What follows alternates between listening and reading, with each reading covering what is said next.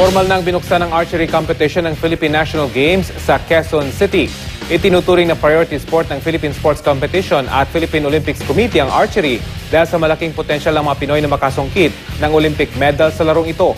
May ulat on the spot si Mark Zambrano. Mark?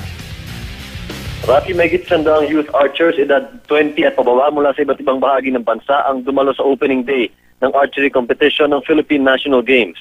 Pinarangalan din ng mga gold medalists sa nakaraang Southeast Asian Games sa Myanmar, tulad ni Earl Benjamin Yap, Ian Patrick Chipeco at Delphine Anthony Adriano. Ayon kay Earl Benjamin Yap, malaking pakinabang daw yung kanilang naging performance dahil namulat ang mga kabataan sa sport na archery dito sa bansa. Tumanggap din ng parangal si Gabby Moreno na nag-qualify para sa Youth Olympic Games sa Nanjing, China sa darating na Agosto. Ayon kay Gabby Moreno, magkakaroon daw ng pagkakataon na ipakita ang galing ng mga kabataan, lalong-lalo na sa larangan ng archery pagdating ng Youth Olympic Games dito sa Nanjing, China sa Agosto. Agad na sumabak Rafi sa practice ng mga atleta bago magsimula ang competition proper bukas ng umaga. Di nagpatalo ang mga archery athletes natin sa init ng araw at mga bata at bakas sa konsentrasyon sa bawat pagpapalipad ng buwan araw. Bukod sa individual at team events, sa hati ng kompetisyon sa recurve at compound events.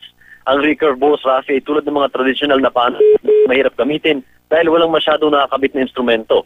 Ang compound naman ay mga modernong pana na may levering systems at mga levers at pulleys na mas energy efficient kaysa sa recurve bows. Itinuturing na power sports ang archery ng PSC at POC dahil sa mataas na medal position ng mga Filipino archers. Magtatagal ang Philippine National Games hanggang May 25. Yan muna ang latest mula dito sa Novaliches, Quezon City. Rafi?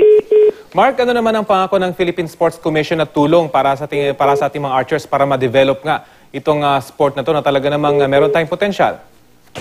Nakausap ko Rafi kanina si Pepinko Wangco, yung president ng Philippine Olympic Committee, at sinabi niya noong 4 years ago kung saan ang mga nakikita nating atleta sa archery lamang sa NCR at dito sa Calabarzon. Ngayon, meron pang ilan siya mula sa Pilipinas na nagpadala na rin ng kanilang mga competitors sa archery, at sabi nga ng PSC at POC ay magbubukas sila ng pang national competitions para magkaroon ng taon itong ating mga archers na ma-hone yung kanilang skills, lalong-lalo na dito sa archery, tinuturing niya na medal sports, kumbaga, sa darating ng mga international competitions, Safi.